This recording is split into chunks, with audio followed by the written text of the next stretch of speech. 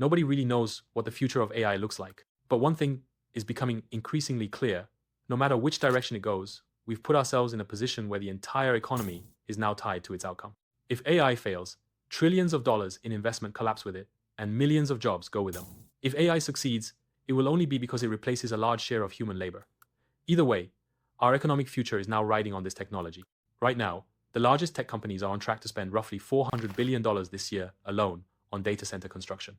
Entire regions are being reshaped to support AI infrastructure, and the stock market has been buoyed by expectations of what AI might do at some undefined point in the future.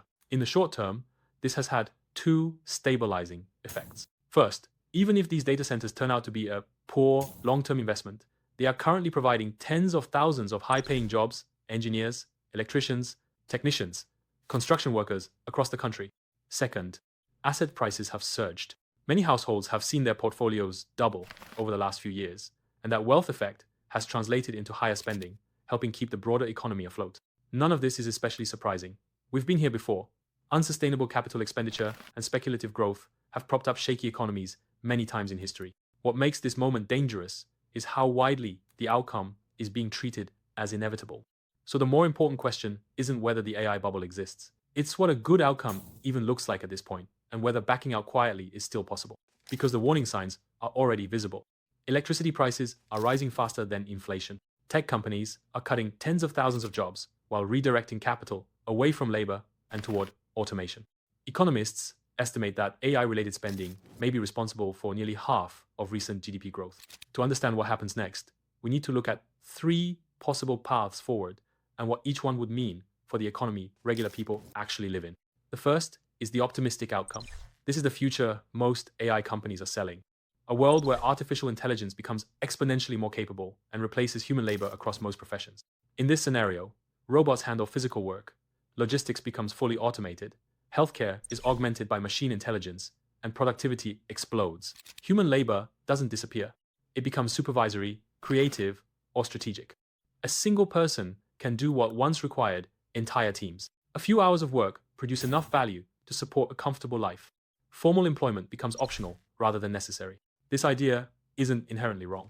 Productivity has been rising for decades due to technology. Tools have consistently allowed fewer people to produce more value. The problem is distribution. Worker productivity has increased dramatically over the last 50 years, but wages have not. Almost none of that productivity gain has flowed to regular workers. So the obvious question is, why would this time be different? So far, there's little evidence that it will be. Even today, AI is already being used as leverage against labor.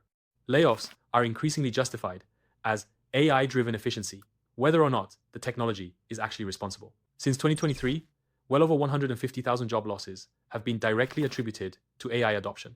Even when companies exaggerate this, the effect is the same. AI reduces workers' negotiating power long before it replaces them outright. That leads to the second scenario, the pessimistic one. This is where AI hype fades, progress slows, and it becomes clear that trillions of dollars were spent chasing capabilities that never materialized. In this case, the economic damage isn't limited to tech companies. The jobs created by data center construction disappear. Asset prices fall, household spending drops, the stimulus effect vanishes. Right now, AI spending is functioning like a massive, indirect economic stimulus comparable in scale to the post-2008 rescue programs. If that spending stops abruptly, it exposes how fragile everything underneath has become. And then there's the third outcome, arguably the most unsettling. AI doesn't fail, but it doesn't transform everything either. Instead, it becomes just useful enough to justify continued investment, continued automation, and continued labor displacement without ever delivering the abundance promised by optimists. In this world, capital continues flowing into AI at the expense of other technologies. Energy costs rise, infrastructure is redirected. Manufacturing, housing, and consumer goods absorb the strain. Investment becomes increasingly concentrated around a single bet, and that creates its own kind of risk. When too much capital chases one vision of the future, everything else gets crowded out. Startups pivot not because AI fits their mission, but because funding demands it. Supply chains redirect. Resources become scarce for industries that aren't aligned with the prevailing narrative. We've never had a moment where so much real employment depended on asset prices staying elevated. If AI lives up to expectations, many jobs disappear. If it doesn't, the economic support structure built around it collapses.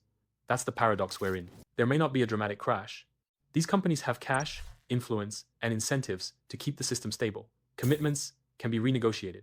Losses can be deferred. But stability doesn't mean health. A slow, prolonged misallocation of capital can be just as damaging as a sudden collapse.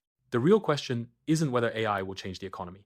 It's whether the benefits of that change will reach anyone outside the small group that owns the machines. And so far, history suggests otherwise.